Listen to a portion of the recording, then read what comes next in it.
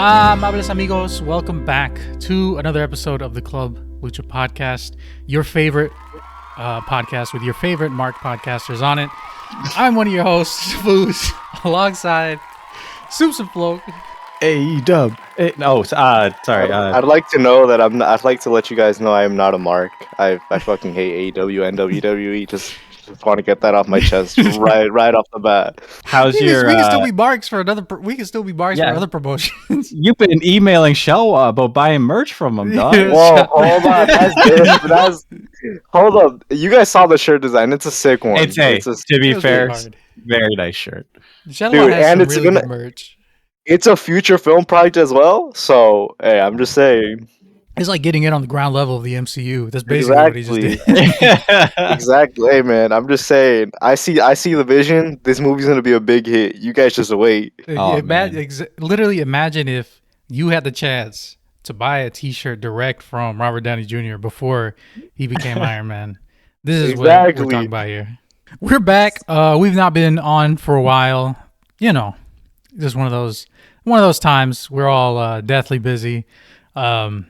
You know, Soups is flying around the world, going to AEW shows, and I know you're not talking. We've seen your Twitter, both AEW and WWE fan. No shame in tweeting about Roman Reigns at all. That's Hey, Throw look, the great. ones up. hey. Throw the ones up. you can be you can appreciate the tribal chief without Your bloodline without mark. watching Big WWE. bloodline mark. Yo, No, see- if you guys didn't know, Foos was watching the last WWE pay per view, and whenever true. Jim Uso came out, he was like "yeet" or whatever the fuck Oh, he said. man. Not true. I don't watch WWE TV or the most what do you call it? The most interaction I ever have with watch WWE television, WWE content is when Seth on Twitter posts his videos, and then I quote tweet him with something, and I just think that's so funny. He Yeah, watches that's to see Dragon Lee get squashed. If that's what you're wondering. I watch to see if we can get glimpses of Dragon Lee and catering in the back. Not doing much, you know. LWO. Oh man. Someone clip that. Whenever this comes out, someone clip that. Anyways, we are back. There's been a lot that's happened in Lucha Libre, across CMLL. Honestly, I would like to say there's been a lot that happened in like AAA as well, but I can name like one thing that. What do you mean? El Fiscal versus Abismo Negro Jr. That's your feud of the year. I know it is. They're still setting that up. I can't call that feud. They haven't even had a first match yet.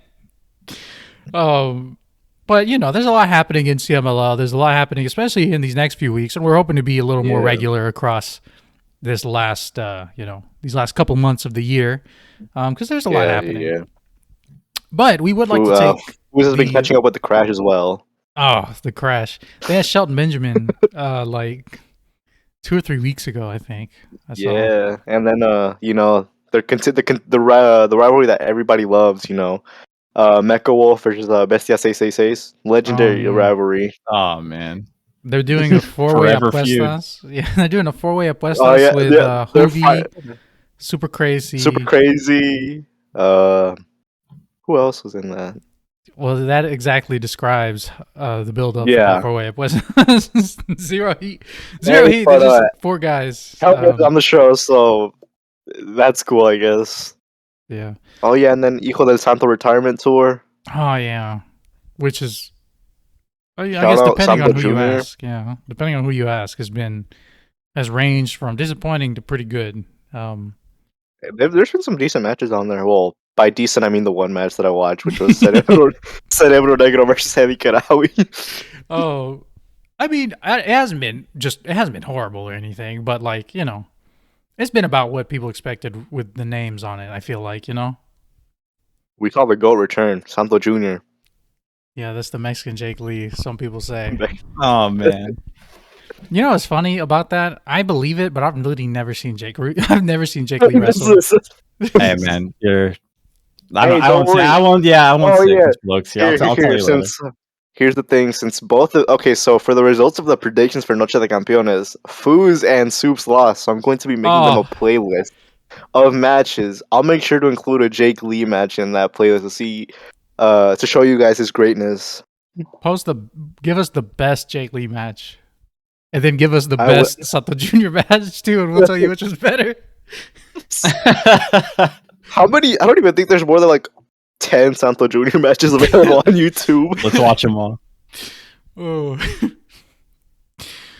Yeah, we did lose that though. We had for everyone. So a mistake was made. We did a live stream, a pre Noche de Campeones live stream, which was pretty good. I'd like to think, So everyone who watched that, rave reviews. I'm assuming.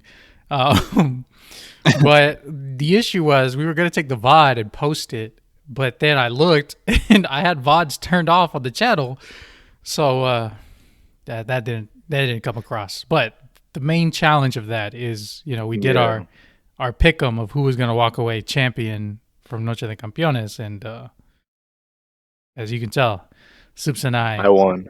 Soups and I didn't walk away. I won. I told you guys to not bet on Villanos, and guess what you did?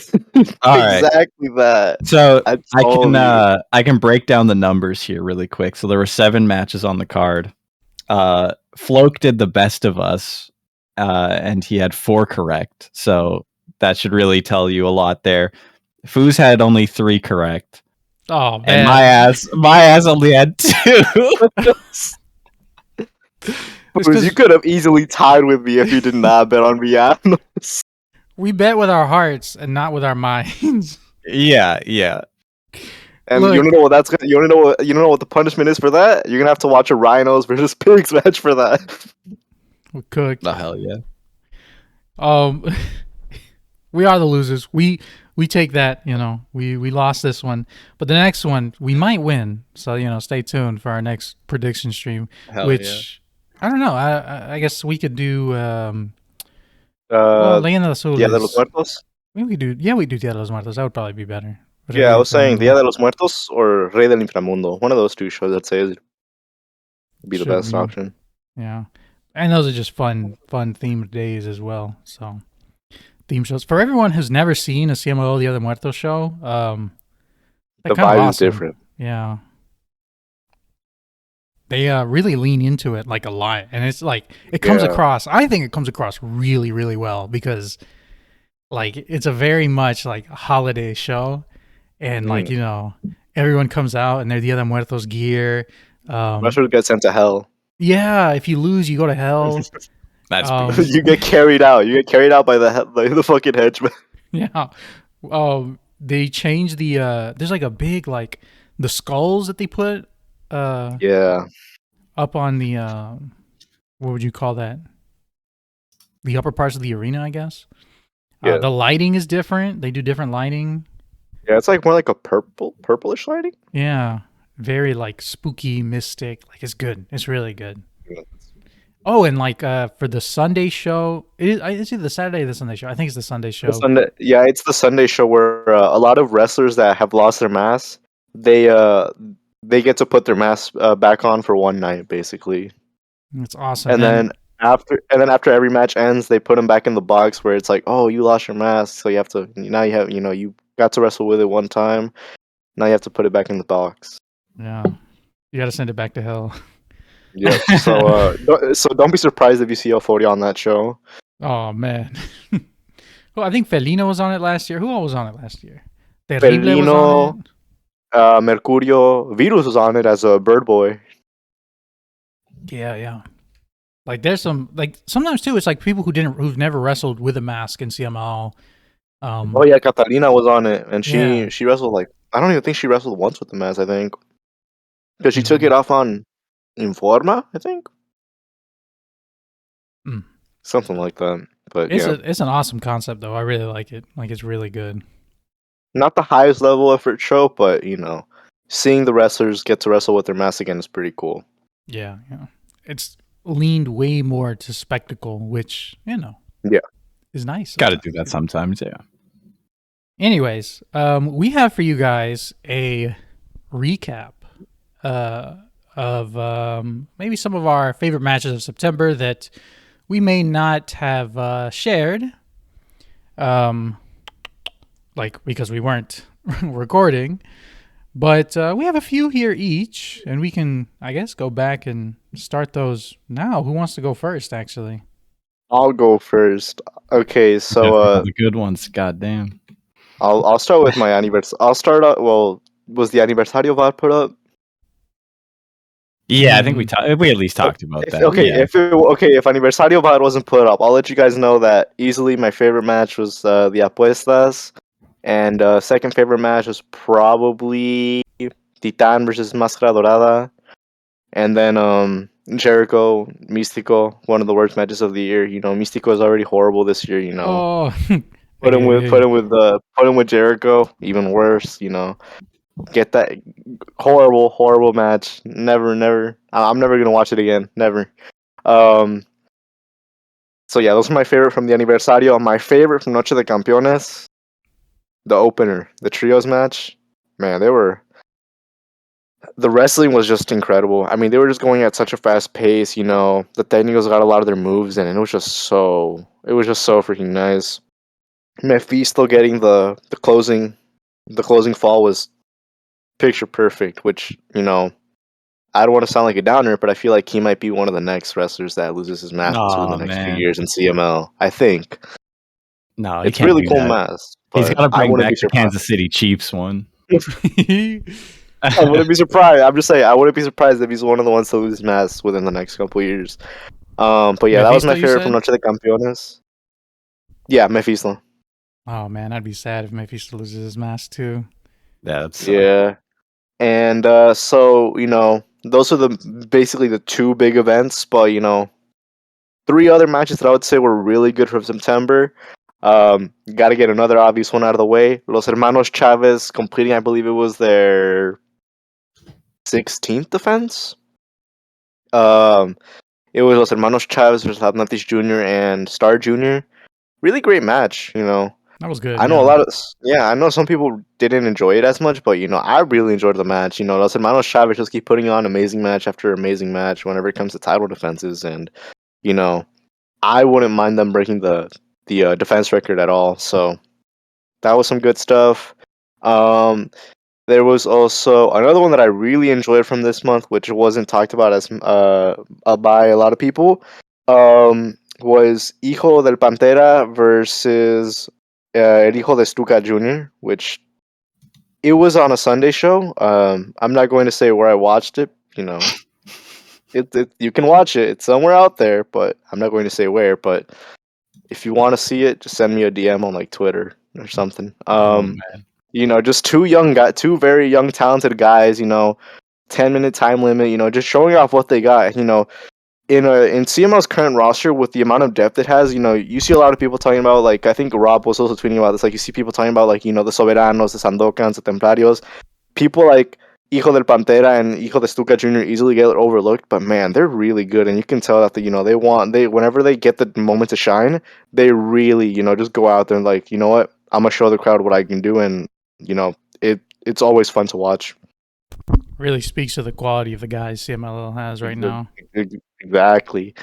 And so what was that? 2 matches? Okay, yeah, that was 2 matches. And another one that I really enjoyed. I mean, this one was going to come up sooner rather than later. Villano Tercero Jr. versus Titan for the CML World Welterweight Championship. Oh, man, this guy is fucking killing me. He stole all the good match. Golly. We should have done one each. Great match. Damn, it showed that Villano Tercero Jr.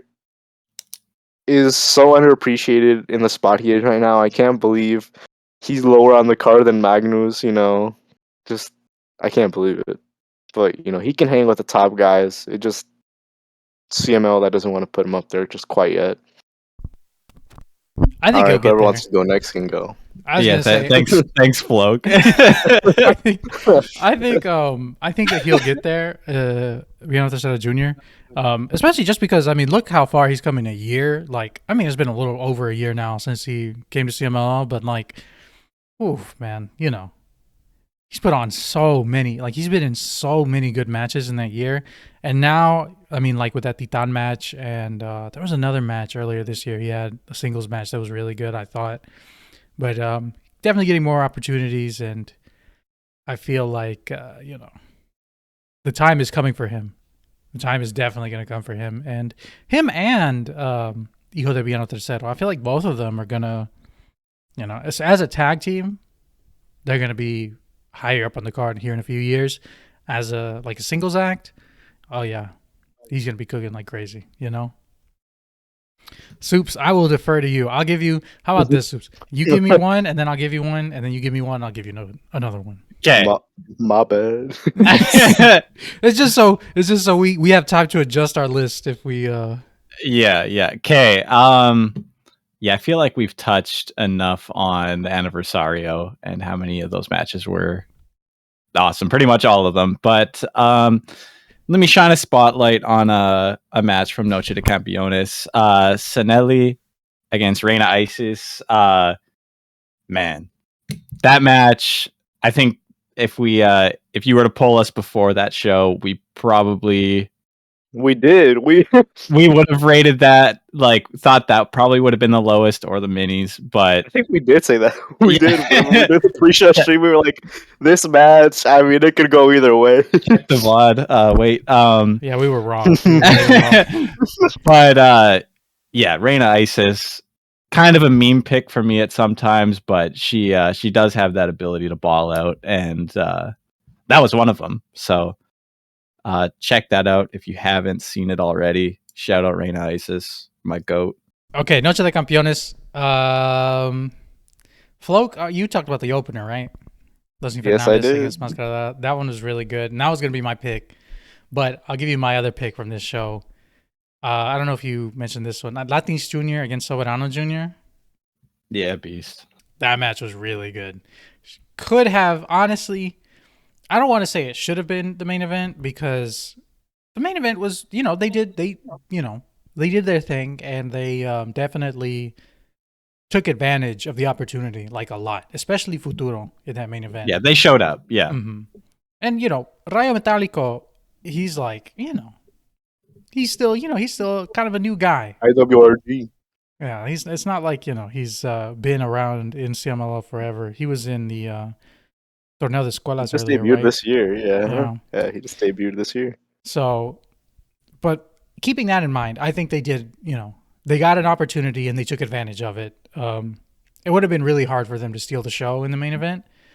But Atlantis Jr. and Soberano Jr., I think they did a really, really good job. I really thought Soberano Jr. was going to win it too. I was like, okay. Yeah. And in my head, maybe looking back now, I guess, yeah, they made the right choice, because if Soberano Jr. would have taken that World Historic Light Heavyweight Championship off of Atlantis Jr., Atlantis would have no belts right now. So, oh man, yeah, but it's okay. Ultimo Guerrero heard Soberano talking smack on the podcast episode, and he was like, you know what? He's like, yeah, he made the boss, and he was like, don't let this man win. But yeah, I mean, I thought that match was really, really good. Atlantis Jr. and Soberano Jr., that's, I think, a really good long-term rivalry. They're always no mass match. We don't need a mass match right now. I agree. We can get it in 6 years. Yes. At the well, actually, 97th aniversario. Anywhere between 97 to 100 aniversario, we can get it in those times. I'll be okay with it. I'm okay with waiting that long, because, I think the thing about big mask matches too is you have to let them cook for a while. You have to let guys build legacies first before you put it all on the line. It doesn't happen a lot, but those really, really big mask matches, your Atlantis Villano, your Ultimo Guerrero Atlantis. Weirdly enough, Rayo de Jalisco versus 100 cartas. You only get one shot at it, right? You gotta let them cook. You gotta make it iconic. But you can't miss the boat on it. This can't be no damn Octagon and Fuerza Guerrera. No Hijo del Santo Blue Demon Jr. Yeah. Hijo del Santo just beating everybody's ass. Sometimes too, like if it's somebody like that, like they're not losing. But then when you put two guys who are not losing and somebody has to lose, oh man. Who can politic harder? Hell yeah. That's wrestling. Who's ready to bow out, dude? Who's ready to go out in this shield? But yeah, no, I thought that match was really, really good. Soups, I defer over to you for the next one. All right. Floke earplugs for this one, buddy. Not that I think this was like an absolute barn burner or anything, but it wasn't. Trust me, it was not. Within the context, I really enjoyed Mystico Averno's Lightning match from when was this? September 20th. It was a good match. Cage match. Of course you did. It was a good match, especially with what unfortunately preceded it a week prior with the unfortunate Chris Jericho match. You put Mystico in there with a long-time classic rivalry. Just get him back on the right track, get him going a little bit. So I wonder whose fault that was. Chris Jericho's fault. No, it was both of their fault. I was very appreciative to see Mystico's not completely cooked. Oh, I could have told you that. I know, I had to do my own research. I was gonna say there's two opposing views. There's two opposing views in here. There's two opposing views. He is cooked. Don't let the woke mob tell you that man is not washed. Hey, wait a minute. The woke mob position is that he is washed. The non-woke mob position. He is. He's still cooking. Look, he's over. Just watch. Mystico versus Hiromu tonight is gonna be horrible. Just wait. Nah, I don't think so. Not my goat. And if it is bad, Hiromu sucks. Nah. You put some respect on Hiromu's name. But I agree, Soups. I thought it was a really good bounce back. Like, let's get that stink off from the Anniversary match. Yeah. You know what? Just looking back at that, like, man, I had a lot of egg on my face for that one, but sometimes you just gotta make a bet, see what happens. See how the Mystico's gonna give Jericho his first good match. That's true, and then he didn't, and then somebody else. Who did Jericho face? Somebody else after Mystico, like somebody big, and then he couldn't pull off a good one after that one too. And then he faced. I didn't watch the match last night, but yes, he did. So yeah, I disassociated during the Mark Briscoe match last night. I just went on my phone. I don't think I saw anybody even talk about that match. So I was just like, all right, like I'm just gonna pretend it didn't happen. Yeah. Hey, shout out Mark Briscoe though. CMLL he's good. Legend. He's good. I like Mark Briscoe. He's very intense. He's very you give him a mic and he's gonna make something happen, Yeah. But Back to you, Foos.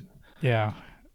Wait, was this strictly CML matches, or were we also just allowed to talk about other Lucha matches that happened? Oh man, this dude wants to break out his hologram matches. I was gonna say I'll do it for you, Flo. Konosuke Takeshita in the Beast Mortos. Don't break that out of me. I was not even gonna talk about that. I was not gonna talk about AEW at all. I was gonna talk about Hijo del Santos retirement tour. Well, tell us about that one then. Give us your match from that one. I think I already know what it is. The match. Cerebro Negro versus Eddie Karawi in a match Lampago. Go watch it. Two just great technical wrestlers having a great match. I think they went over. I think they went around like 14 minutes. I might have been a little less, but great match. Just some great technical wrestling in there. Cerebro Negro, one of the most underrated luchadors in the world, and just technical wrestlers in general. Go check that match out. It's free on Mas Lucha's channel. I think they're gonna be uploading a good amount of Hijo del Santos retirement tour on there. So, if you want to watch some other matches, I think you can watch them on there as well. But yeah, that match was great. I still gotta go watch that one. I'll give a match. I will. You know what? I am going to actually list this one because I put it in a video I posted. I actually really did like Konosuke Takeshita and the Beast Mortos. Hey man, AEW fan. On AEW Collision. I know you guys are big AEW fans, so you probably relate to this one, but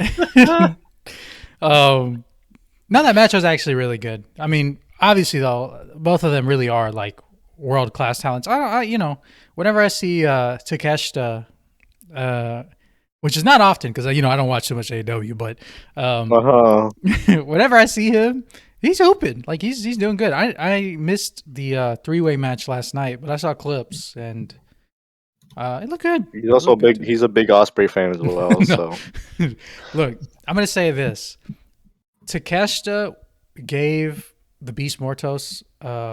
Well, he didn't give it to him because the Beast Mortos earned it. Takeshita and the Beast Mortos. I think their match would be better than a Beast Mortos versus Osprey match. Osprey's a bad wrestler.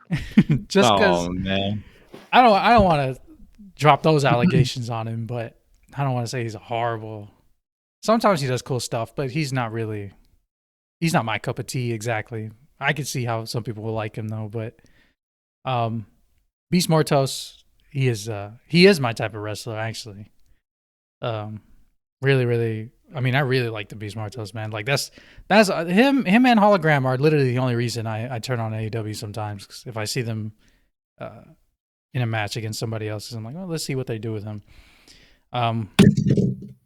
So yeah, Takeshita Mortos. It is on the September 6th, 2024 episode of Collision.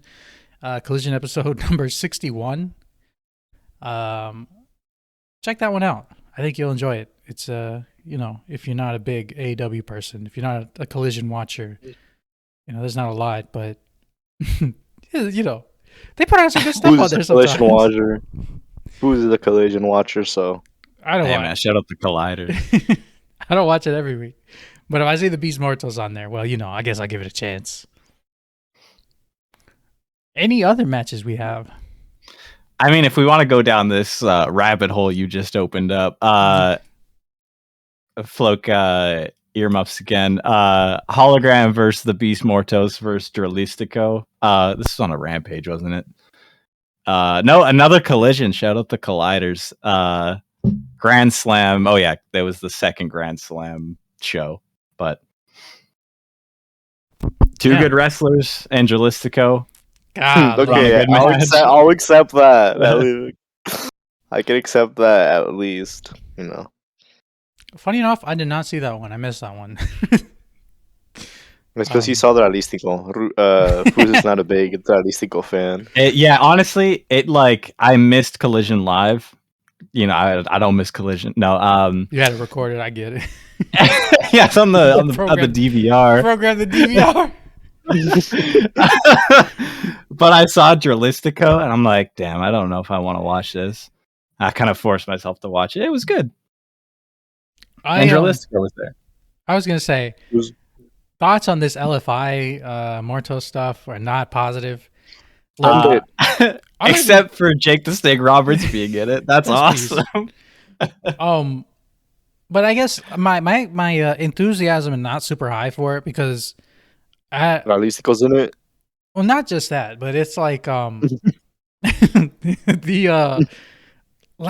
feel like the time for LFI it's past, like, in a way. Yeah, there's never been a time. It should have never existed. Especially without Andrade. I really thought last year, I mean, not to out myself as watching Collision last year, but when Andrade, I do remember watching the Andrade feud against the House of Black, where they took his mask. It was literally like week 1, he faced Buddy Murphy, and then they took his mask or something, and then he faced Brody King next, and then they didn't do anything for 4 weeks, and then he faced Buddy Murphy again and got his mask back, and it was that ladder match. I was weirdly awesome. Yeah, which the matches were good. Fuz just really wants to see La Máscara in AEW. I don't want to see La Máscara anywhere, brother. But that time, because I was like, oh man, it's 3 against 1 on Andrade. He's getting cooked. I was like, surely, this is the time. LFI is gonna come and This is going to be like a defining feud for Collision, LFI against the House of Black, and maybe this is going to be a short little program that maybe lasts, maybe at least a pay-per-view cycle, and then they just didn't really go in that direction at all. Yeah, it's really becoming apparent that LFI or whatever whatever shape it takes is really all Roosh has. Like that's his bag. Is if I can't do Los Ingobernables stuff, I can't do shit. Like he's absolutely cooked. The thing is too, like I like the way Roosh wrestles a lot. Like he has a very like old school rudo, like I'm gonna beats the shit out of people. Yeah. And like that part is awesome. Like he's really good in the ring, but like I kind of do want to see something else now because last year too, remember they did the whole vignettes with LFI getting kidnapped and beat, and they had to break out, and like they were beating the shit out of Preston Vance and Jalistico in a warehouse, and then they got out. That was a shoot. Yeah, they got out, and then they were like, look, this whole world is going to be ours. And then they didn't do anything with that. And I was just like, you can only be, I guess, like started and stopped so many times before you're just like, all right, let's try something else. Because clearly they either don't have any ideas for this, or like the ideas they're pitching are not being accepted.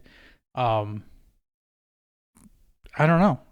And they kicked the best member out too. No more Preston Vance, Pero Pelagroso.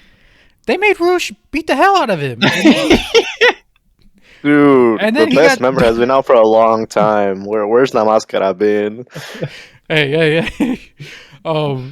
They made, or Don Callis made Roosh like beat the hell out of Preston and then Vance. Traded him. Yeah, and then he was just like, you can have him, Jake the Snake.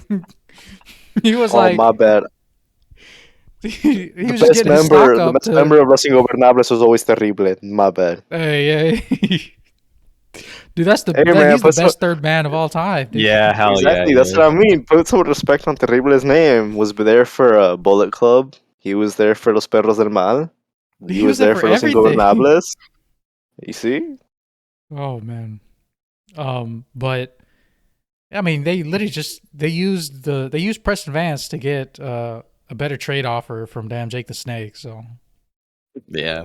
Well, maybe he'll go. I don't know. I haven't watched a ton of Preston Vance's stuff, but he has a good look. He's huge. It's not gonna last. This new version is not gonna last longer than like 4 months. I'll be surprised if we see it again, honestly. And then Bruce is gonna be tweeting like, "Oh, Ingobernables, fist emoji, we're coming back," and he's gonna post like his own little promo on Twitter and everything. If I can be real for a second, the days where I want to delete Twitter, there are many, but Roosh tweeting about LFI is the reason why the app stays on my phone. I live for those days. Yeah. I mean, props to him for shooting his own angles, but Roosh if LFI didn't exist, bro.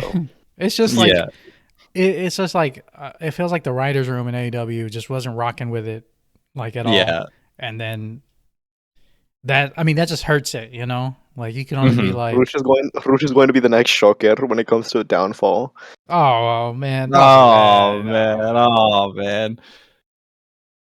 I did. No, I'm not talking about personal problems. I'm talking about where the gimmick gets run too. It's already separated.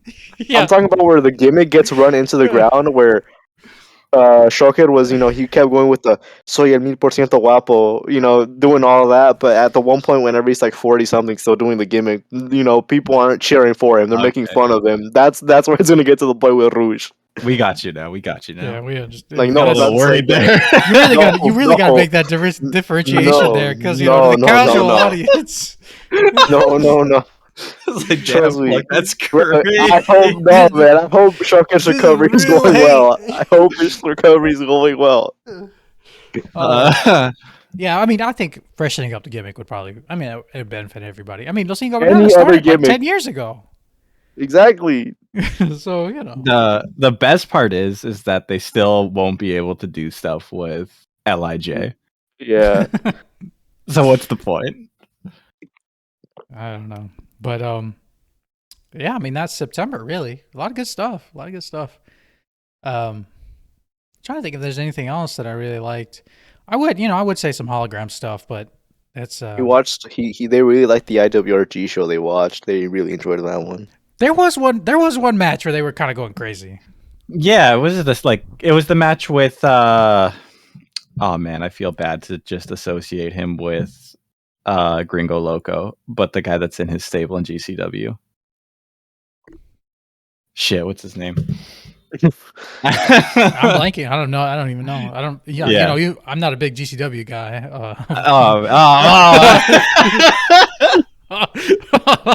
Look, hey, look. Damn, GCW and AEW allegations is crazy. He's got this part. Look, I know you were in the Tacoma Dome last night. Hell yeah! Hey, you man, saw Bully Ray pull up, and that popped you crazy. Honestly, hey, I'd rather be accused of being a Crash fan than being a GCW fan. In my opinion, I'm finished. Bendito's his name. Cooked. Oh my god! Stop the show. I'm done. Hologram. I'm trying to see if there's anything incredible he did in November. It's just mostly getting November. I mean, September. That's crazy. Taking the time travel gimmick to another level. He's already looking forward to Full Gear. I'm in That's here. Crazy. Look, y'all just not on this type of stuff, bro. I'm in here on my damn looking glass. I'm looking through the sands of time right now. Y'all just not on it like me. How was the Connect? How were the 2020? How were the November Connect matches like? Look, I'm just gonna tell you right now. You're not gonna believe me, but you'll see him very soon. Connect is showing up in AEW. Let's see. Triple A. They released. Go ahead. Triple A released their what's the name of the show? Guerra. Hold on. Give me 1 second. Guerra de Titanes card. Yes, Triple A dropped that card. Here's what the card is looking like. We have El Fiscal. Oh wait, no. Wait. Did it already happen? No, it did not happen. Okay. El Fiscal and Reina Dorada versus Havoc and Crazy Steve for the. Oh, okay. I don't think it's for the championship, but it's there. Then we have Vampiro Canadiense, Mecha Wolf, and Pagano versus Abismo Negro Jr., Psicosis and Taurus, aka Dick Angelo 3G. Then we have Laredo Kid, Dinamico, and Drago versus Nobusan, Takuma, and NSB Kento. Then we have. Yeah, that match might actually be pretty decent considering the talent that's in the match. That might be good. Then we have a match for the Latin American AAA Championship between Octagon Jr. and he's defending against El Mesias. And then we have who's most anticipated match of the year with Hijo del Vikingo versus El Alberto el Patron for the AAA Mega Championship. Man. Listen. I'm gonna say it like this, bro. That might be one of the saddest nights in AAA history, bro. To see Hijo del Vikingo getting cooked by Alberto el Patron, bro. Yeah. 2024 Alberto el Patron. Vikingo's gonna lose, and there's gonna be a flood of both WWE and AEW fans being like, "Vikingo deserves to be in my favorite, my favorite USA promotion that's owned by this billionaire. He should be over here instead." Look. Let the man work where he wants. Okay, if he wants to leave whenever his contract's out, let him leave. You don't have to be going. Oh, if he was in my preferred company, I don't care, man. Shut up. The crazy thing is, like, I'm gonna say it like this. He probably wouldn't be higher up the card in either WWE or AEW, and that's not to say that's not a knock on his talents. He's very, very good. But it's just historically, it seems as though, I mean, obviously WWE, you can just look at the LWO and how they're treated. And then you look at like Legado del Fantasma, how they're treated. Andrade's treated pretty good. Andrade is also married to Charlotte Flair, so I feel like that has to play a little something into it. And he was like a quote unquote like a Triple H guy, so they say, because he was like an NXT dude. So he has those two things going for him. But I don't know. You see somebody like Dragon Lee, and it's like, it's interesting. Not gotten a lot of shine this year. And some people will say, and let me I guess I'll play on the other side here as well. Some people will say, oh, well, it's because he was taking time off over the summer. And it's like, okay, yeah, that's fine. But like, what's he doing now? Yeah. So extremely long-term storytelling that I'm sure my puny brain doesn't understand yet. But yeah, you don't get the cinema, dog. That's true. If I was, maybe I'm just not tapped into the WWE cinematic universe like that. Don't worry, Foos is very tapped in. He was watching NXT to see Stephanie Baker's NXT debut. I didn't even know she debuted until like an hour later. I looked on Twitter and they were like, I had to see just people retweeting him like, oh, okay. It's like that happened. Yo, if I see another screenshot of Stephanie Becker and Julia and people asking them to run that match back, I might delete the app at that point. Look, it'll be the best 3-star match. It'll be the best 7-minute match. Yeah. Oh man, with commercial breaks. Which is to say, I'm going to say it like this. I don't think Stephanie Baker, her abilities are decreased just because she's gone to WWE. But I don't know, man. I just don't have a lot of faith. You can only get beat down so many times before you're just like, I don't really care for this anymore. Yeah. You think she's seen Sound of Freedom yet? Dude, they got it. That's like course 1 in the PC. Bro. Yeah, introductory. This is the orientation video. First day of class, Shawn Michaels sits everybody down like Clockwork Orange, opens up, keeps their eyes open, and he just starts playing. He just starts scrolling on a conservative. He goes on what's that? Truth Social or Freedom Social, whatever the hell that shit's called. But yeah, no. Funny enough, SmackDown is actually like very close to me on Friday. Oh man, Friday. You're gonna go watch Andrade wrestle 5-minute match. Is he? If he's out, look, there's one way I will go to this show. He's bargaining. And it's and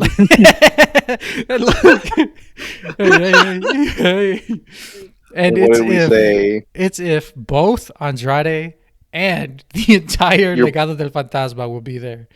And does your boy have to Roman Reigns? Does your boy Roman Reigns have to be there as well? Ooh. Bro, that'd be just a cherry on top, but no, I mean it'll be a game time decision. $20 is $20, but I'm not really interested in seeing anything. Yeah, they're like $20 for to get in the building. Oh, is it a house? It's a SmackDown? It's a SmackDown. Yeah, it's a live SmackDown. Damn. Yeah. WWE struggling, man. No. That is broke. It's close enough. It's close enough that it won't be a hassle to get to, but it's also like far enough that I won't feel like I'm missing out if I don't go. Right. I'm in the area, maybe, but you'll know on Friday if you see me posting. If you see him posting a WWE screenshot, yeah, you're gonna see me posting a selfie inside the arena saying, "I'm here for you, my tribal chief." Can we? Yeah, if everybody sees that, please tag Tony Khan in the comments. In the replies, just tag Tony Khan. Oh man, he'll be so upset. Can we also say that Fooz's actions do not speak for the rest of the Lucha podcast? Wait. We need a banner at the top. That's true. Hey, I'm like a Lucha purist. I'm like the 100% Lucha purist. Hey, wait a minute. Look, I like Legado del Fantasma, bro. I like the Garzas and I like Santos Escobar, but if they're not gonna be there, I don't really want to go. Don't worry, they'll be there. They'll be there to interfere in a match. I'm sure they will. I've heard. Look, I don't even know what they're doing on TV right now. I checked on Cage Match, and they haven't had a match since like August. Oh, nice. But I think Seth was saying that they were doing like backstage promos or like vignettes or something. Yeah, I don't know. I don't feel good about it. Isn't that the only thing? Isn't that the only thing they do? That's the only thing that they let them do, and they let them eat dinner at a fancy restaurant, and like they'll do that vignette where they're all like, enjoying a nice glass of wine and eating at a very luxurious place, but then they won't let them wrestle. You gotta do. Yeah, sounds like WWE. It's tragic. And, I just wish they had more for me, but they ain't really got nothing for me right now. They should re-sign Místico so they'll have more for you. No. That'd be my. Yeah, you mean Místico de Juárez, bro? You mean Cinta de Oro? They're gonna no. I mean Místico. They should re-sign that, man. No. He's good, man. He's good. He's got a good place. Please, WWE, take him. We want Máscara Dorada to be the top star. We don't need Carístico/Místico anymore. You guys can take him. Let me think. What else has happened? Triple A. Volador Jr. was always a better wrestler, anyways. Hey. Well, we got October next. October. There's one thing from Triple A that I did want to mention was the new Parca. They're debuting new Parca. And you also wanted to mention Fresero Jr., right? Hey, wait, that's the new Parca. It's really not, but they're debuting a new guy under a mask. They haven't said who. There's not really indication of who. It's most likely not going to be the late La Parca's son, Caris La Momia. Yeah. I think he departed and he posted about it on Facebook. Yeah, he left AAA and they took his page. Yep. They took his social media pages. Not cool, Conan. Not cool. Not cool at all, bro. I was like, what? He followed me on Instagram. He used to like my posts. Hey, wait. DM him. Maybe it's run by Conan now, then you can do something about it. I'm going to send a message and be like, Conan, is this you? Do you listen to my podcast? Or be like, if it's Dorian, then be like, Dorian, do you listen to my podcast? Dorian, I have some. Bring me into feuding against Latin Lover. Dorian, I have some great ideas for you. Trust me, we gotta hire the pigs and Fresero Jr. Just trust me, it'll work. No. I'm drawing the house, brother. Yes. This is actually open another avenue that I wanted to mention. Speaking of Conan and Dave Meltzer did that live. Let's talk about what happened. Let's talk about what happened during the live. Are you talking about the thing that the Seth donation? That was crazy, dog. That was like Dave Meltzer and Conan had a YouTube live stream. What was like 2 weeks ago, a week and a half ago?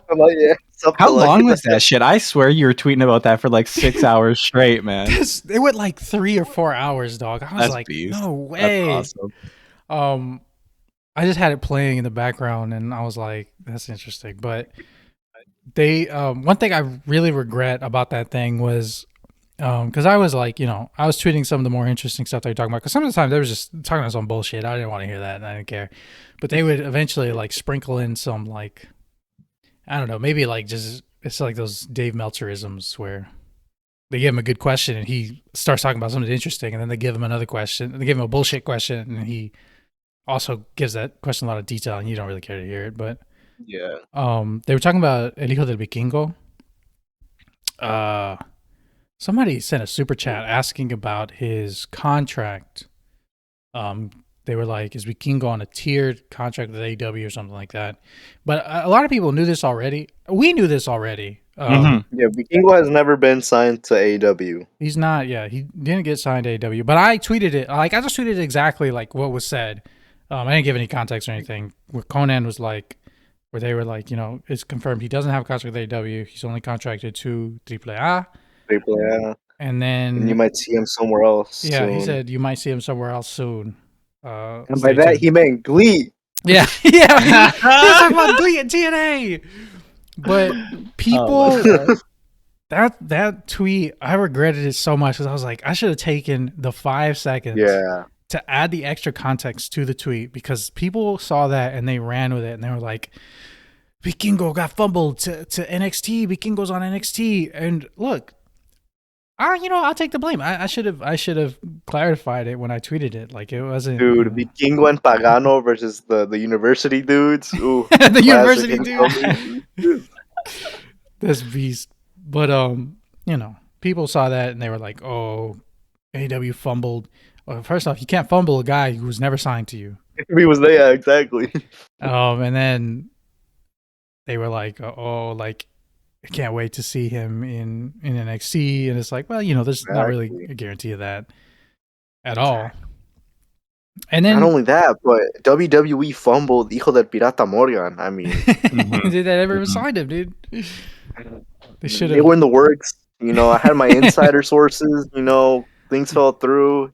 Such a letdown from the WWE. I can't believe the fans got excited too. Yeah, man, I can't believe it. Look, everyone needs to subscribe to Flokeful Select on Patreon, $5 a month, and he brings you all the scoops. I bring you all the scoops about the pigs, Negocio Tramado, Piratas, La Pandemia. I'll bring you insider and all those guys. People were also talking about, he's come to TNA, and it's like, Vikingo worked TNA last year, didn't he? He worked TNA earlier this year. Yeah. And he's also going to be working there soon. Spoilers. Actually, no one cares because it's TNA. Some Mike Bailey versus Vikingo's happening soon. Yeah, they're doing Mike Bailey and Vikingo, which they did Mike Bailey. He was part of the 4-way. Yeah, it was Vikingo, Daga, Mike Bailey, and someone else. I can't remember. It was Jack Cartwheel. Oh, yeah. Hell yeah. He's doing cartwheels. My goat Daga. Dude, Daga got his belt back, didn't he? Yeah, Daga got his 2 times. Yeah, I think he's in the top 10 longest reigns with the GHC Junior Heavyweight Championship now. Yeah, man, shout out Daga. Shout out Daga. He's starting a new faction. He's starting a new faction soon in Noah. We'll talk about the Noah stuff shortly. I need to catch up with my Noah. I'm not watched. I know. Hijo del Dr. Hey, no spoilers, man. He has a match. We'll get to. He has a match tonight. Did that already happen? Oh, that's tonight. Not yet. Okay, fuck it. I mean, okay, so Hijo del Dr. Wagner Jr. is facing Manu Busoya tonight for the GHC National Championship. I think the match should be great. The first, whenever Wagner was, that icon, I would say it's iconic because, I mean, whenever I think of the GHC National Championship, I don't think of anybody else besides Wagner. I think he was the first. I think Soya was either the first or the second defense, but they had a great match, and I can't wait to see what they're able to bring out tonight. I'm hoping Wagner wins, but I doubt it, since they're probably trying to give Soya a few defenses. But I have faith that Wagner has a slight chance of winning, so we'll see. We'll see. I was gonna say I don't think he'll win, but I think he'll put in a good performance again. Yeah. Oh, and then Galeno, he's also been doing some stuff in Noah now. Finally, it took them, I don't know how long, maybe like half a year, actually more than a year. It finally took them more than a year to realize, hey, people are interested in Hijo del Dr. Wagner Jr.'s, younger brother. Why not bring him in, And they finally decided to do that. And I think he's teaming up with one of those golpeadores, and they're going up against Taniguchi and Eita, yeah. Which, that could be good. It depends on how much they lean in the Lucha style, which, if they lean more towards the Lucha style, then I think it could be a pretty good match. I was gonna say, so, yeah. What are the odds of like them doing a tag run with Hijo del Wagner and Galeno Man? I think after November, because I know that they're only gonna be with Wagner and Galeno are gonna be doing they're doing the entire tour with Noah up until October. Then they're gonna be gone for I think a few weeks of November, because I know that they have some indie dates in the US I've seen that have been posted on like Facebook and Instagram, and I think they might be back for December. And I know that Wagner at least is gonna be there for the Noah's New Year show, because he's already advertised for it. Beast.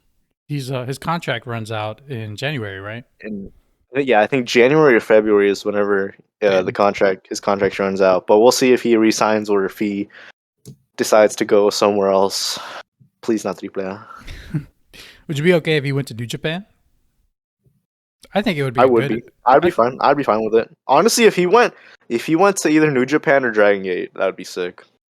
My question is though, would CMLL allow him to? If he goes to New Japan, would he have to just stop working with? Yes. I think if they cut relations with AAA, then I think it would probably be fine. Maybe.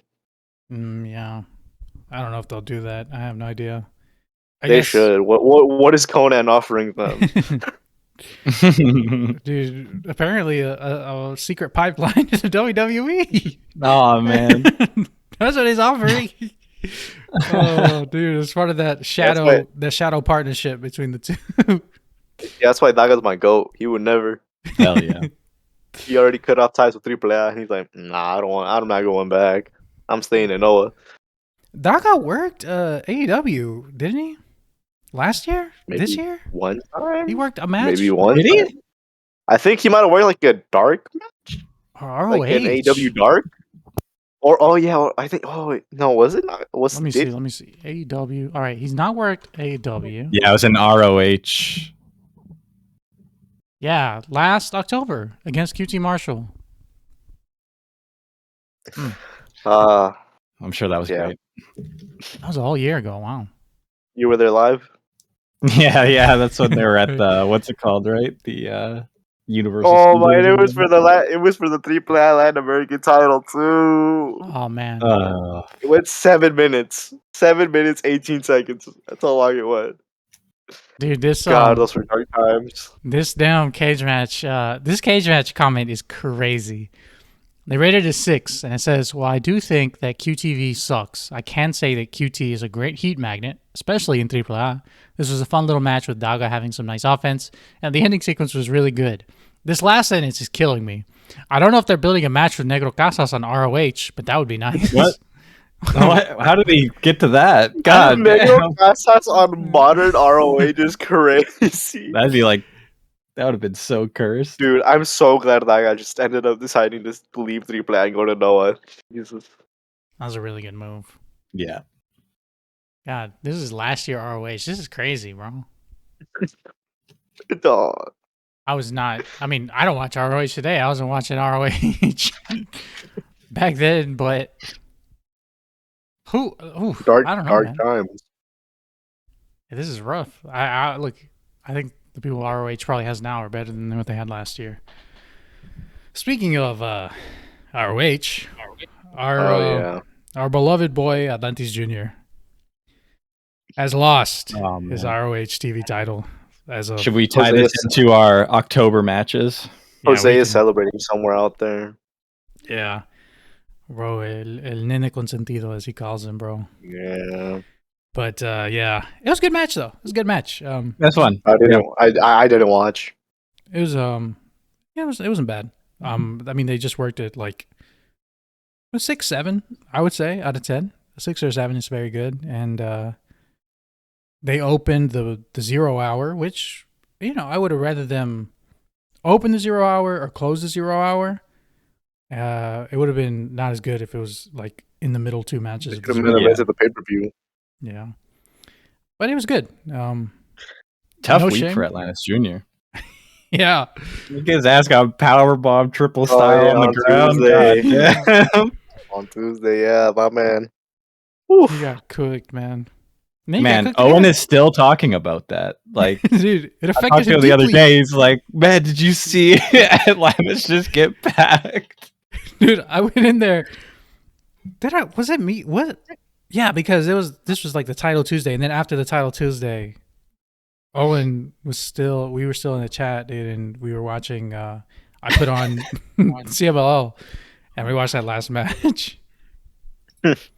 And granted, that was like 4 a.m. his time, so this guy's tired out of his mind watching Atlantis Jr. die on the ground. He went to bed, tears in his eyes, dog. He was like, "No, not the boy." My God. He got powerbombed crazy for the first fall. Then he got powerbombed crazy outside. Oh my god, that powerbomb at the outside was so great. Folded. He folded him too. That was low key kind of a cursed match because when we were watching it, and then Foos pointed out how Euphoria was wearing the headband. Bandana, bro. I said he looked like a member of Los Indestructibles. Bro, no. Bob, don't put that curse on him. He could be the top guy of the. Yeah. No. Oh man, it was good. It was good though. It was a good match. It was a good main event for Tuesday. Oh man, horrible. But speaking of great matches from October, hold on, can I go first this time, Floke? No. My match is Shalwa versus Guerrero Maya Jr. He beat us to it. Yeah, like I'm sure Floke was gonna say, an incredible match. I enjoyed the deliberate pace that these guys were working at the beginning, especially just really trying to get those holds in on each other. I want Floke to dive into it more because he's really the Shalwa maniac over here. So I'll just say a few things not related to the match before Floke gets into it. Shalwa in that robe. Oh my god, it was kind of that mix of the Okada robe and that shit. Like Noki. And Noki and that and that shit Claudio was wearing, the Wakandan barber fit. And to point out how dope SWAT looked, Shalwa's dad, the most dad looking fit I've ever seen in my life, man. If this dude had the bulky phone clip on his waistband, we're cooking crazy. I promise you one thing right now, dog. If Shalwa was in the crowd last night, he would have done the Inoki.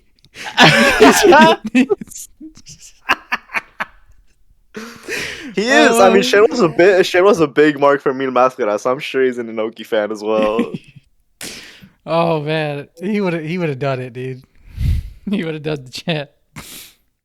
Oh, yeah. Talk about the match, though. Flock. Give us your thoughts. Give us the real. Great technical stuff. Okay, so if we're talking ranking this match in the Shalwa singles matches so far of the year, I'd give it probably like a 4.25 out of 5. I'd probably put it slightly below the Sherwa versus Hedy Karawi match, but I'd put it above the Sherwa versus Magnetico match on Lucha Memes. And of course, you guys know Sherwa versus Hechisero was still at the top. But just great technical stuff. It really showed the whole thing about Sherwa. You know, he's like from last week where he was talking like, yo no tengo tanto tiempo aquí, pero ya he creado un montón de llaves y tú tienes como. How long did he say? I can't even remember how long Guerrero Maya. He said that Guerrero Maya Jr. was. I think he said it's like, tú ya has estado aquí como 20 años y cuántas llaves tú ya tienes aquí que has creado. And, you know, you could clearly tell that Sherwa was, you know, just bring out a bunch of holds, a bunch of llaves and stuff like that. And, you know, that ultimately sort of led to his downfall because, you know, Guerrero Maya Jr. was able to get the upper hand on one of those holds, and then, you know, that's what led to Sherwa's downfall, you know. Even though Sherwa, you know, he said, I've created like a lot of these llaves, you know, a lot of these holds and sort of like transitions, it kind of, like I said, it led to his downfall because Guerrero Maya Jr. was able to flip out of one of them and, you know, transition to another one that would ultimately lead to Sherwa, you know, submitting. And so I think that added detail, sort of how it mixed into the promos that they were saying last week, was really good. And then Guerrero Maya Jr. finally declaring himself a Rudo was great stuff.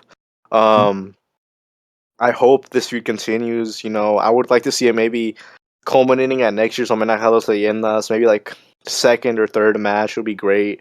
Not necessarily a Máscara versus Máscara, but like for the championship again. Because I feel like at this point, you know, without a doubt, you know, I like some of the other people that, you know, debuted this year for Torneo de Escuelas. Like, I like Infarto, I like Legendario, I like Rayo Metálico, but I feel like at this point, without a doubt, Sherwa has to win La Gran Alternativa. Like I feel like there's no doubt in my mind he needs to win that tournament next year. Just put him with Mystico, it'll happen. And no, Hechicero. Put him with Hechicero. And ultimately, I feel like he should get his big title win next year, probably against Guerrero Maya Jr. I'd say. Like you were saying, Floke, it does lead to like more interesting storytelling down the line. Because if I had to nitpick a little bit with this match, like all the holds were like incredible, but I think it focuses a little too much on like one aspect of Shelwa's game, which I guess was a part of the match, but he's such a talented, like truly a jack of all trades. I think it works really well as a story because it shows like, as he was saying, like in the whole I've created all these holds, but like at the same time, Guerrero Maya Jr. mastered that one hold, and he was easily able to defeat Sherwa and submit him with that one hold. So I think leads to more stuff down the line. Exactly. Like, so expanding his game, like exactly. Not only that, but remembering from their first encounter, being like instead of having doing a lot of these transitions and hold, sort of hold like not necessarily holding back, but really focusing on using a few of them. And then, remembering from their first encounter, like, oh, it was using all these falls and trying to tap them out with a lot of these ones that, led to me losing the match. I feel like that's also pretty good storytelling that they could tell. Oh, man. When Guerrero Maya Jr. is going to lock in that hold in their next encounter, and Shelhua is going to get that rope break or something, that's going to be, oh my God, the roof's going to come off. Yeah, like that. Not only that, but whenever you think about it, Sherwa didn't get the three main. He didn't use any of the three llaves that he mainly uses because he uses La Rosa and he turns it into like sort of like the stranglehold. Yeah, he uses that sort of one where he sort of turns his opponent into like a table. I don't know the name of it, but it's like a sort of like a he puts his opponents on like his knees and it kind of looks like he's turning them into like a table or a guitar or something like that. It's great storytelling because of how like it really shows how young he is, and as great and innovative as he is, he's still inexperienced in like these big matches where he needs to lock in. So absolutely, you took the words right out of my mouth. I was gonna say it's a built-in story, Yeah, exactly. It's so easy. Like it's perfect. The young not guy, only that, but he never used his iconic finisher that he even asked people like, "Hey, what should I like?" In the comments, he like made a post and he was like, "What should I name this? What should I name this llave?" And he ended up naming it La Cruz de los Remedios. He never used that. He never used it even once during that match. So they could easily, if they do like a second or third encounter where Sherwa finally gets he finally gets his big win. They could build that in that, oh, he finally used La Cruz de los Remedios and it was the move that made him tap out Guerrero Maya Jr. Yeah, I was gonna say, it's like a built-in story, young upstart guy who I think, even though he hasn't had like I think they've been playing it correctly with him losing against these guys because he is, very young, he's very technically gifted, he's very talented, but yeah, you do kind of need to build him up with losing against these guys to build himself up, and eventually down the line when he ends up beating them, golly, That's why, for example, I've also said, like in the Lucha Memes match against Sherwa, like you could clearly see that sometimes he had the upper hand. Like he's clear with some of those holds. He clearly has like some sort of mastery over them, and he was able to get the upper hand over Gisero at certain points during that match. And over here we see that in the Guerrero Maya Jr. match, we see that he was able to use he was using a wider array of the holds that he said that he created and that he's been using. So it sort of shows, that, oh, for Hechicero, he used some of the ones that he had, he had mastered, and it showed that he had the upper hand on Hechicero at some points. But I would say that he sort of maybe got a little bit too cocky, saying that, I've created all these holds and stuff like that, and that might have been what ultimately, caused him to lose in this Guerrero Maya Jr. loss. Because, with the Hechicero match, you could use the reason that Hechicero, he's been doing this for such a long time and he's mastered all these holds and submissions that, it makes sense why in the end Hechicero would get the upper hand and, get the victory over Sherwa. And, the cockiness could be the reason that, he wasn't able to overcome Guerrero Maya Jr. on his first attempt. And so that's why, for example, I think for other wrestlers, at least for my list, where I'm like, I want to see him face Virus, for example, because I think that would just be like a great encounter with like Yaveo. And I think maybe in another Lucha Meme shows, I'm not sure if there's any restrictions, but I think, for example, a Cerebro Negro versus Sherlock match would be great, just because Cerebro Negro is like a very great technician, but he's also able to do some great brawling as well. So I feel like if you do that, it could show some experience. For example, like I don't know, maybe like a bloody Shelwa or a Shelwa with like a ripped up mask, and it sort of shows like okay, he's like you can clearly see like Shelwa developing throughout all these singles matches that he's having. Yeah, he's got to go through it a little bit. Mm-hmm. You can't just be born at the top. Nobody will Exactly. like you. Atlantis Jr. Hey, yeah. Hey man, hey man. As for Jose. I think the people are just way more accepting because I guess dude, they see Shelva grinding, bro. And they see him coming up. It's a long road, but he's gonna make it. He's already got some wins. Yeah, he's gonna be a big star. He's gonna be one of them. I feel like he's the Shellhop project is off to an excellent start. Definitely worth a watch, though. Yeah, definitely worth a watch. And I can finally get to talking to my match now. Okay, so as some of you frequent CML viewers might know, they stopped having Martes de Glamour live every Tuesday. And it's unfortunate because a lot of people sometimes tuned into that show after the Martes de Arena Mexico show would finish. And now they upload it on Thursday very late at night.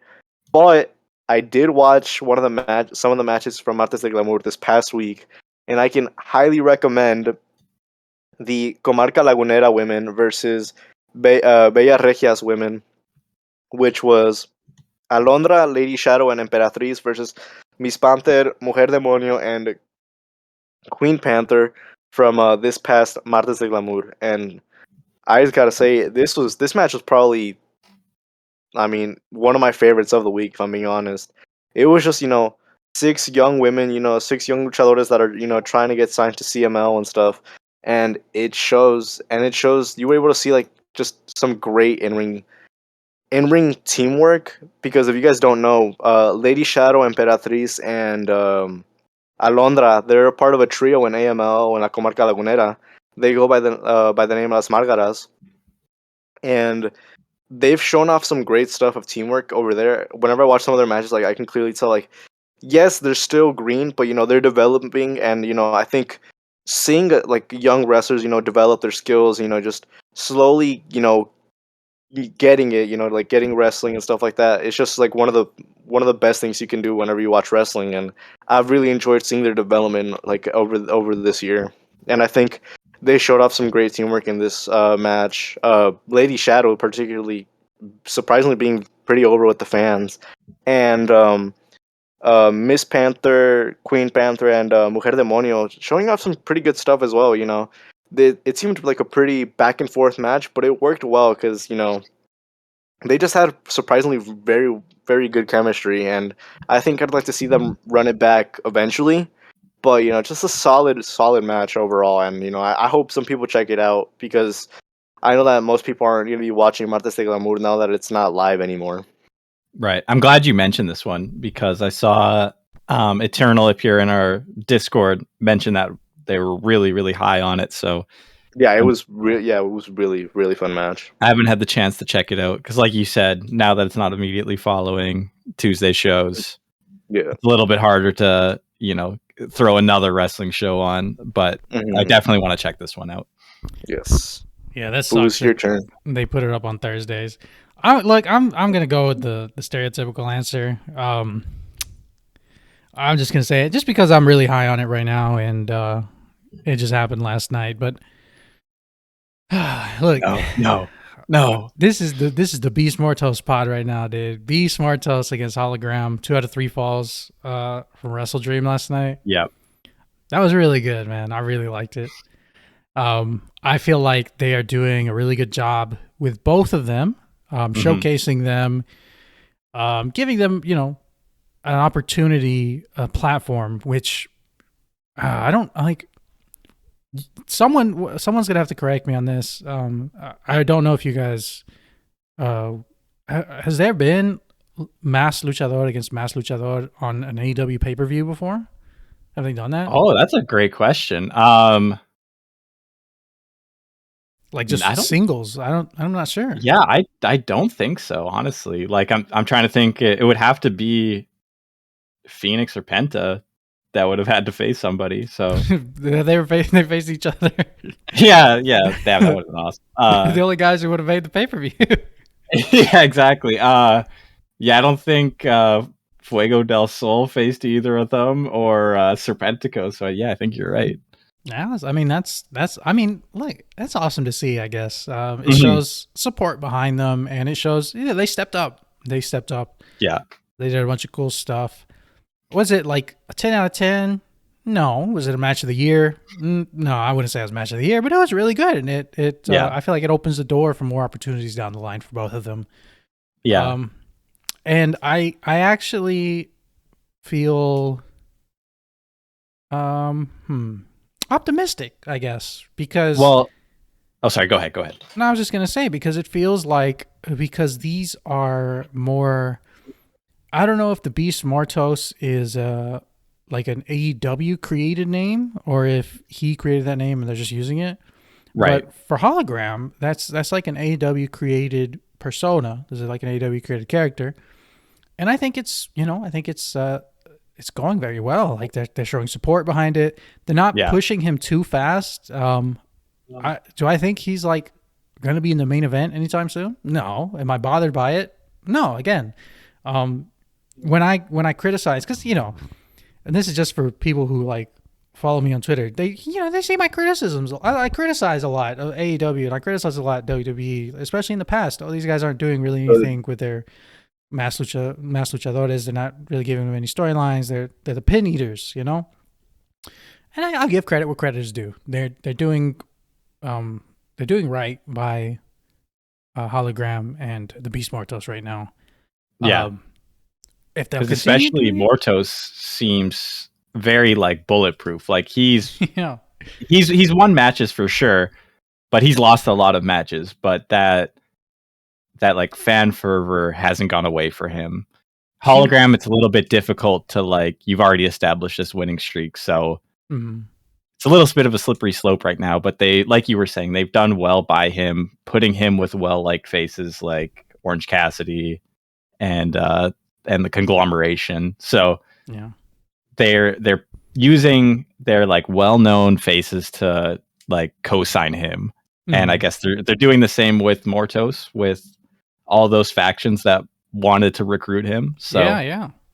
So I'm not, I'm not negative on it. I'm not negative on it at all. It's kind of funny sometimes too, because like I feel like sometimes I'm very obviously joking about like a criticism of WWE or AEW. Like it's very clearly I'm doing a bit. And maybe this just speaks. I'm just too committed to the bit sometimes, because sometimes people will get mad, and I'm just like, man, this is very clearly a joke. Like, come on. Last night I said this would not have happened to Bryan Danielson had he recruited the help of the Beast Mortos. And somebody replied to me, and they're like, "What would he have done? Lost?" And I would have been like, "Come on, man." No, that's Black Taurus and TNA, man. Something you said about how like this is kind of hopefully like a sign of things to come. I did see something on the dirt sheets earlier today about how with the AEW Mexico TV deal that they recently got on Fox Sports, right? Yeah. They're actively looking into doing more matches like this. So more matches that have that like that traditional lucha feel. I don't know whether that's always just going to be 2 out of 3 falls. It will never have the traditional feel as long as they don't have the people with the cards coming out. Yeah, for real, dude. Yeah, they need. But I don't think we've had. Oh no, we've had a few Apuestas matches already, right? Didn't Jack Evans get his hair shaved? But maybe we get some more like non-traditional, like American stakes. Like get us something a little different. Give us like a hair match that actually kind of means like that actually has cybernetico. For real, yeah, dude. They could. I don't think they could do it on cybernetico. I feel like or more trios matches that have that are under need to see Lucha battle rules. royals if they do it though. All-star trios, like the 3-on-3, those are awesome, bro. Like, yeah, I have zero complaints about those. And I say that in a way because like they're actually like, I don't know. It feels like they move a lot of pieces during these matches sometimes too. Like they move forward storylines more than one at a time, which is something that is difficult to do, I think, on a 2-hour TV show. You know, you have 2 hours and you have to move. You want so many stories and you have to move so many stories along. Well, this one match can move at least 3. You know, at most 3, maybe 1 or 2. If it's like a tag team and a singles act tagging against somebody else, you know? Exactly. Who would have thought? Yeah, those Mexicans, they figured something out early, I guess.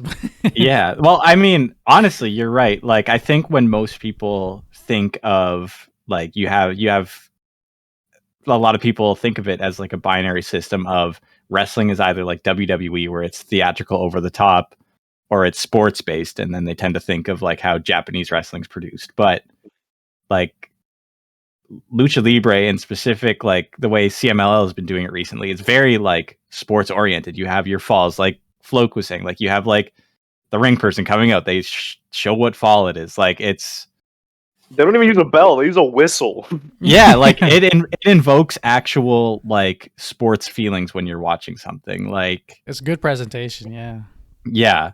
So I think instead of just trying to look at Japanese wrestling, which does very good sports-based presentation, just take from like these other places that are doing it well too. Like take a look in Mexico. Don't look at AAA or IWRG, but whoa. They can get one thing. They can get one thing from IWRG. The backstage promo segments are pretty funny sometimes. They can get those. It was actually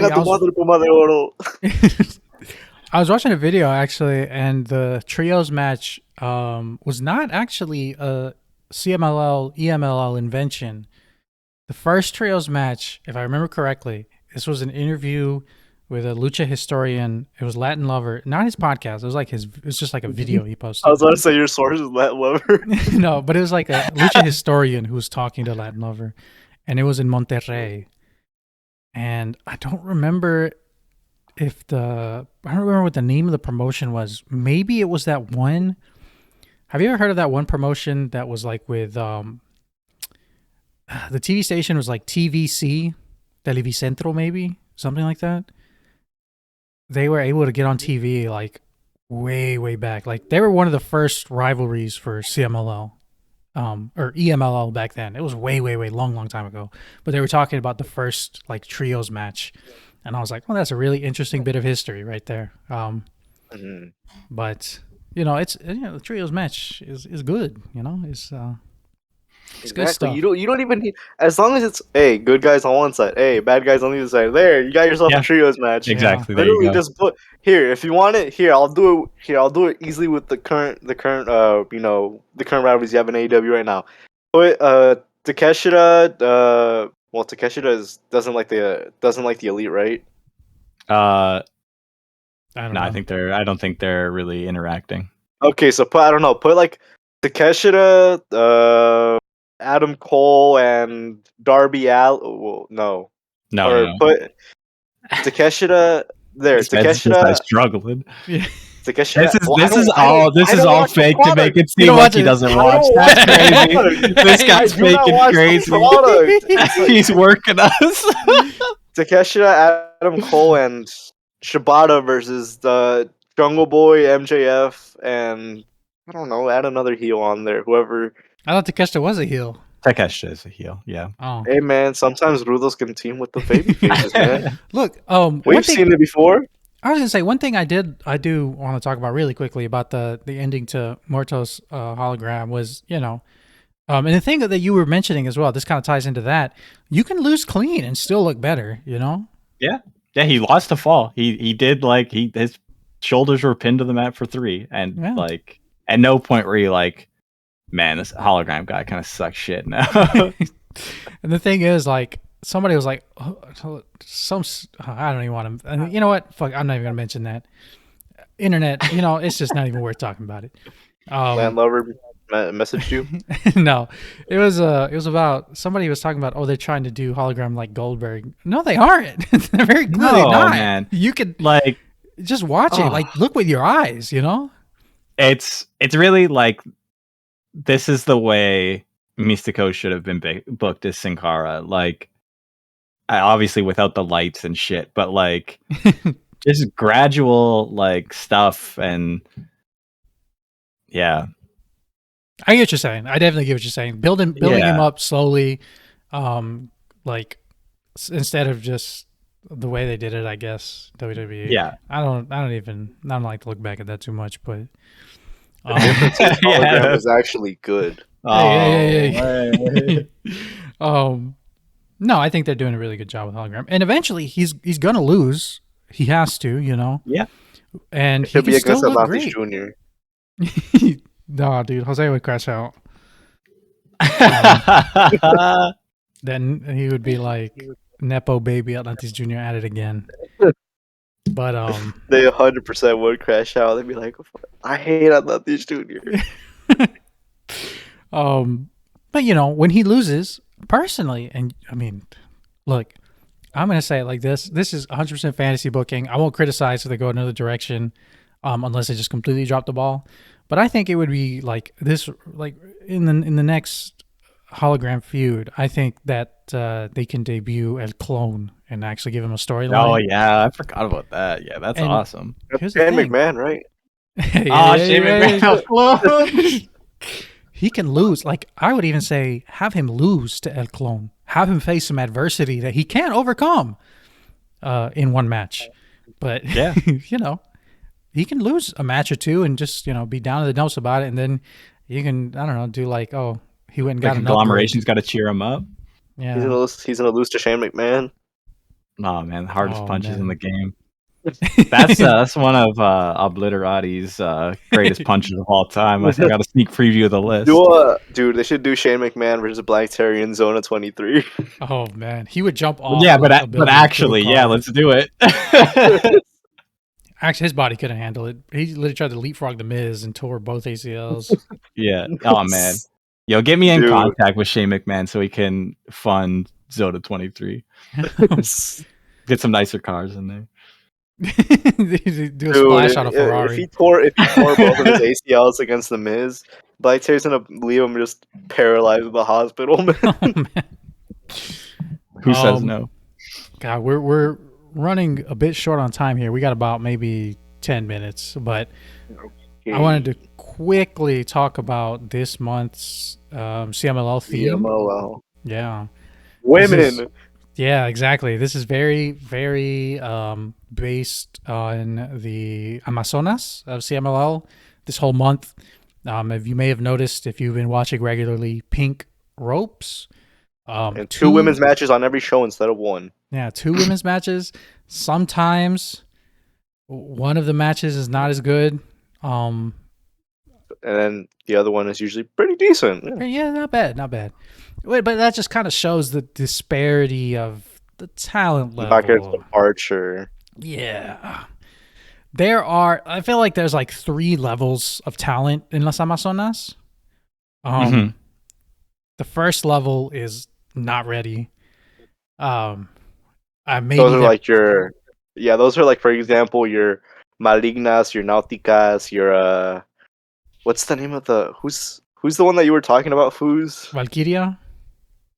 Yeah, I think Valkyria, like those types of levels. Yeah, those are like they're not going to impress you, really. Yeah. There's not really much they're going to do that's like you can kind of like be like they need a little more time in the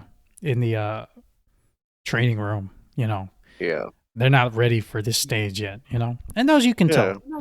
And with the qualifiers for El Torneo Universal, you could tell when they were in. You know, the match slowed down a little bit, and you could tell. And when they left, it kind of sped back up. The second tier of Amazonas, I would say, is like they're not bad, but like they can they have some good ideas, and like for the most part, they're pretty reliable. Yes, like your Eras. Olympias, like they're not ready, Even I would put some of the more experienced wrestlers on there just because they've slowed down a bit. Like for example, like Amapola, Dark Silueta, like them. Which I really like Dark Silueta, so I would put her on the because sometimes I feel like she balls, and then sometimes it's like she's taking the night off. That's just the Depriadores motto. oh man, that's just Volador's that's just his memo. But instead of doing it, she does it on Tuesdays instead of doing it on Mondays. Yeah, just phone it in, man. Who cares? You're getting paid. But I do think that in that tier, there's still a ton of potential. Like it's not like they're not going to do anything that impresses you. And for a lot of them, I do feel like it's like more reps, get some more reps in, practice some of the things. Like you have some really good ideas, but like let's get them down first, and then when like they pull it off, they're gonna be really good. Like one thing I'd even put some of the Guadalajara women on here on this level, honestly. And then like your last tier is like they're gonna deliver, and unfortunately, I feel like that top tier is a bit thin. Thin and rotating too. It's like Celxis, Reina Isis. Yeah, Reina Isis when she just balls out crazy for no reason. Maybe like Catalina sometimes. Yeah. Kira's getting there. On like the character stuff. Yeah, Kira's getting there. I definitely think the biggest tier is that middle tier though. Like like Kira and Skadi. Awesome, bro. They're so awesome. Yo, dude. Tabata as well. Tabata, yeah, she'll get there eventually too. She just needs more time. Tabata will get there.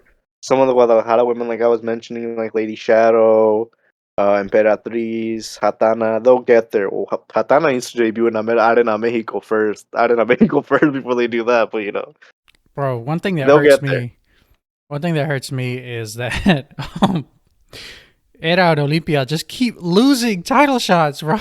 Hey, at least it means that they're getting wins over them in the first place. They can lose title shots, but at least they're getting victories over the champs, okay? Yeah, I get it. I mean, they're not ready to be champions, I don't think, because like I think they're getting really close though, because I tend to like Era and Olympia more than I dislike them, Yeah.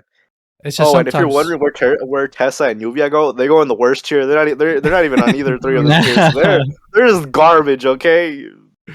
Horrible. Oh, I was so scared. Like on Friday night, the last three, I was terrified. It was Tessa, Lluvia, and Persephone. Oh no, and it was 3 against 1.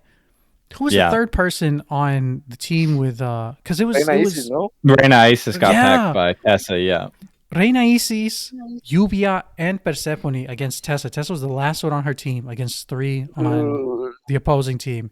And she took out Reina Isis. And I was sitting there like, there's no way.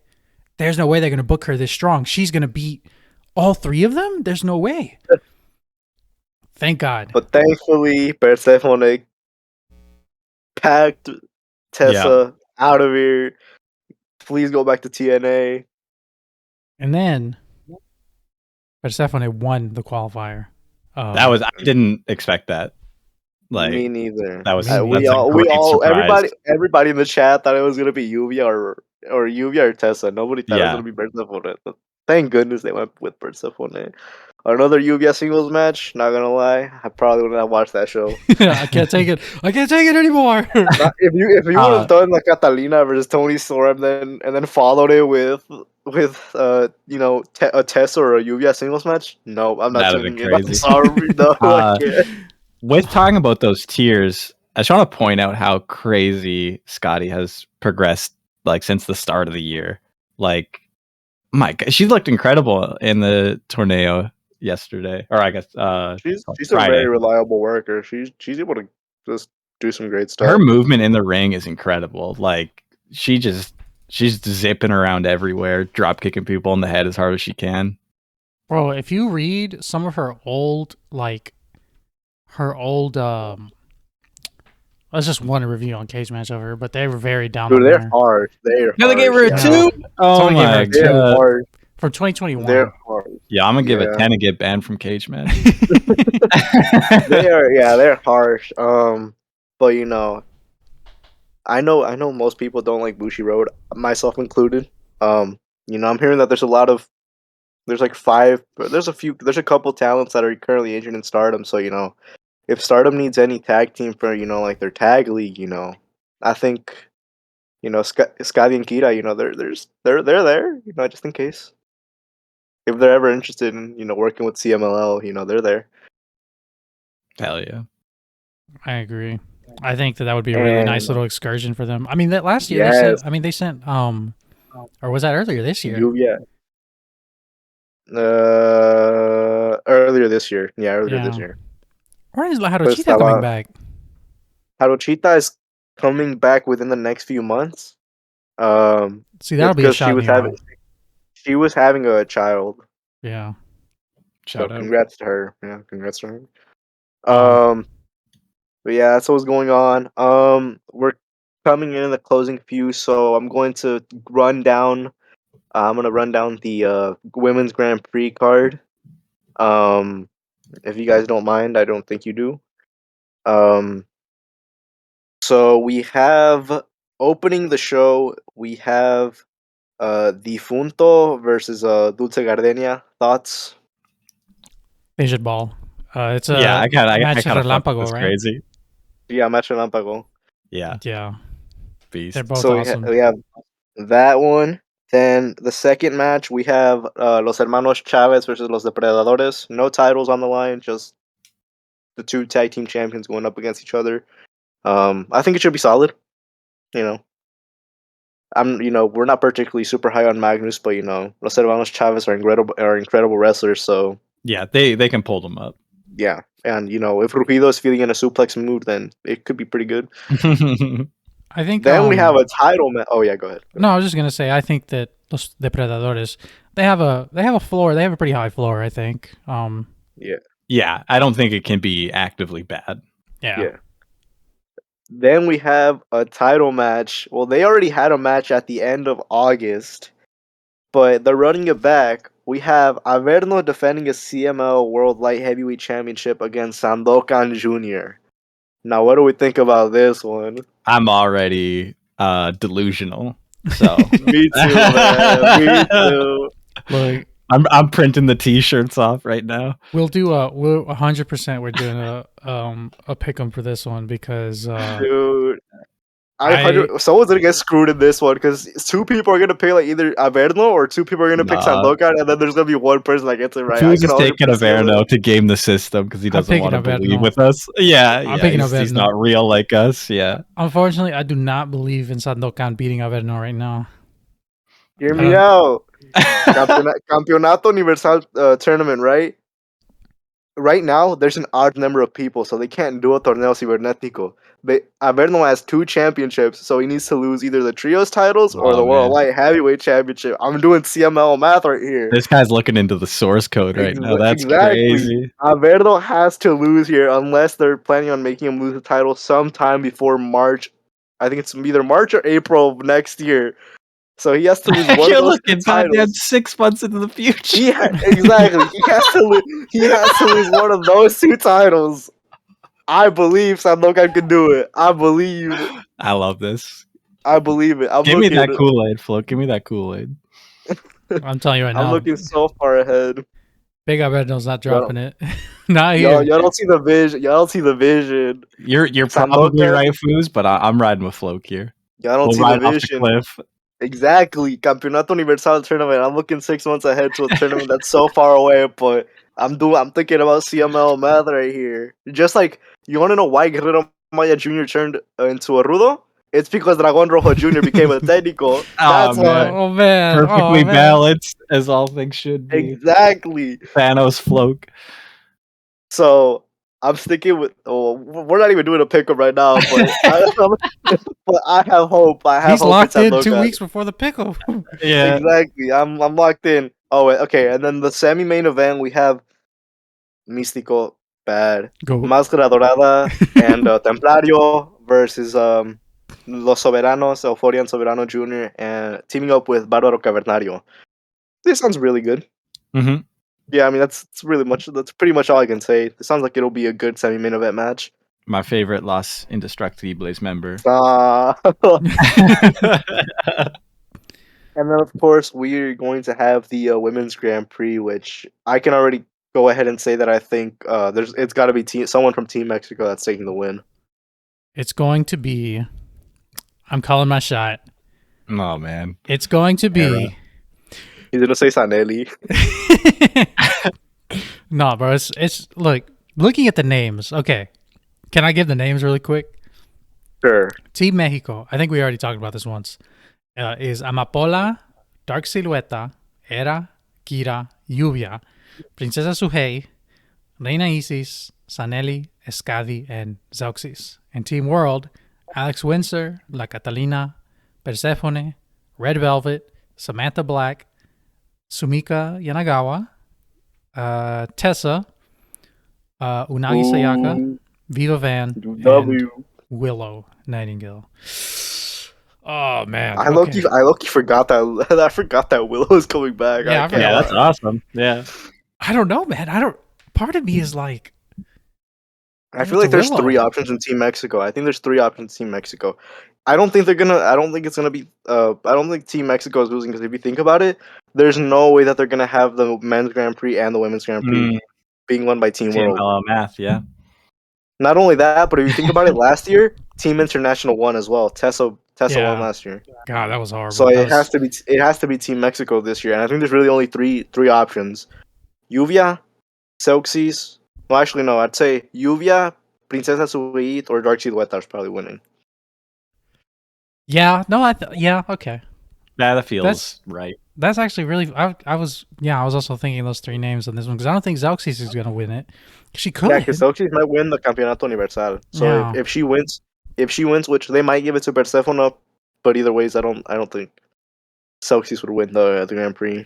If they give Persephone the Campeonato Universal, then there's a slightly higher chance that Zeuxis wins the Grand Prix, but I don't think she's winning it. I can tell you who's not going to win it, unfortunately. Amapola's not winning it. Era is unfortunately not winning it. Kira is not winning it. Reina Isis, Dark Horse. Yeah, hell yeah. Yeah. Sanelli is not winning it. The two Amapola believers out there. And Skadi is not winning it. But I can see an argument for Silueta, Lluvia, Princesa Suhei, or Zeuxis. In order of who I think would be the best, I think the best of those four.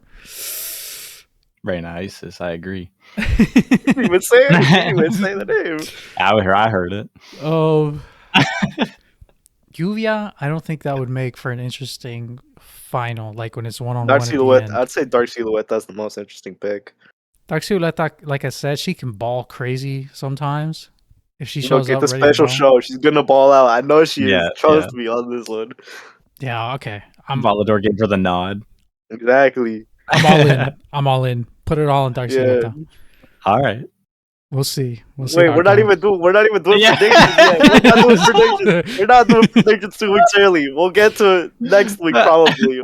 This is the predictions pre-show. Pre-predictions. Yeah, but no, we're not locking in predictions for the Grand Prix just yet. But we believe, two of us believe that Sandokan has a chance due to CMLL math. We'll see how it goes. And Foos is already trying to do CMLL math on Dark Silhouette with me.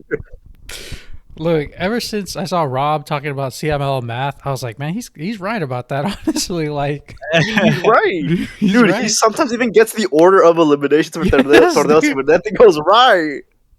Look, that's whenever he said, dude, he was doing a CML Friday thread, and he was like, by CML math, Gira is going to be eliminated next. And guess what? She was eliminated. I was like, damn, this guy, look, Rob is locked into a degree above us. Like, Rob and Lucha Blog, they're locked in. Both Rob and Cubs are just locked in, dude. They know. Oh, we didn't even talk about this past Friday.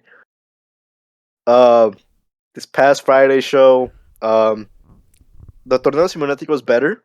Yeah, I enjoyed it. I was definitely biting my nails on during the final three when Tessa and Lluvia were a part of it. But besides that, Hechicero versus Volador was pretty solid. I think the finish was pretty funny. And my goat, Rico Meta's back. My goat, Rico Meta. Baby. Testicle surgery went fine, and he's back. I mean, yeah. I'm not even joking. That's actually why he was out. Yeah. Hell yeah, dog. Samantha Black Can't stop him. needs more reps. More reps. Yes. They Very did a good green. job. Yeah, they did a good job of getting the crowd in it, though. I saw that mentioned. Yeah, by the end, I missed the first part of the match, but I came back and I saw him for the later half, and I was like, okay, crowd seemed into it. Yeah. I want few closing thoughts. I have a few closing statements, and so we don't have a lot of time left. Yeah, we gotta wrap this up.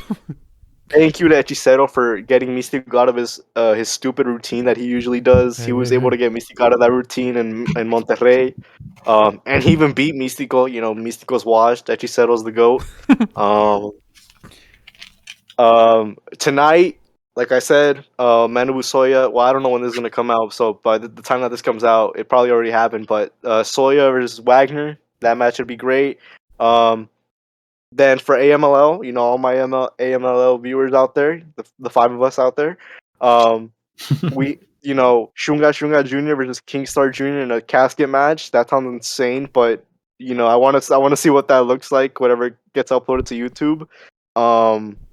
Then we also have Emperatriz and Sonic versus Dana and Thunderstorm. That should be pretty decent. I think it's for the mixed tag titles.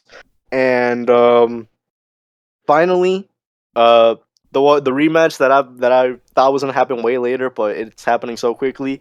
Ángel Azteca Jr. versus Mr. Thunder for the Campeonato Semicompleto de CMLL.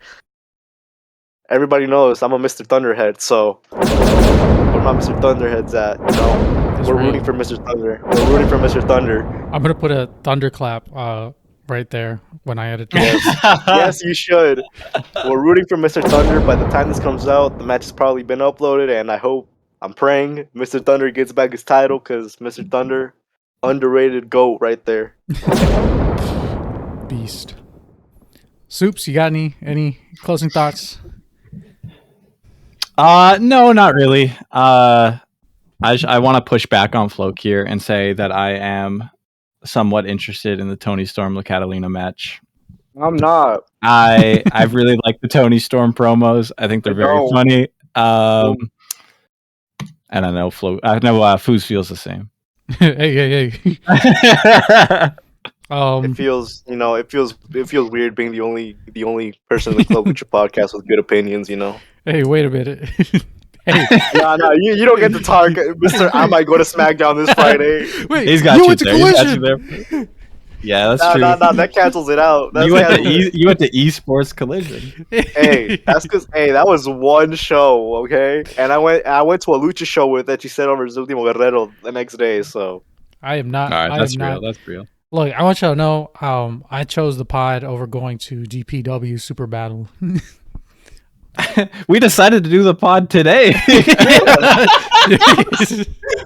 We were just like hours, a few hours ago. Yeah, I was literally saying, "Hey, do you want to record today?" Yeah, it was a game time decision. It was wait and see. If I didn't have anything better, I was like, I go DBW, I guess. Oh man. But yeah, this has been another episode of the Club Lucha podcast. Yeah. We'll be back very soon. We'll be back eventually. We'll try to do an episode. These two will be forced to. Yep, we'll try to do an episode, and these two will be forced to watch the Pigs versus the Rhinos. Hell yeah, buddy, let's go. We'll be back. Thank you again, everyone, for listening. Until next time, we'll catch you later. Bye.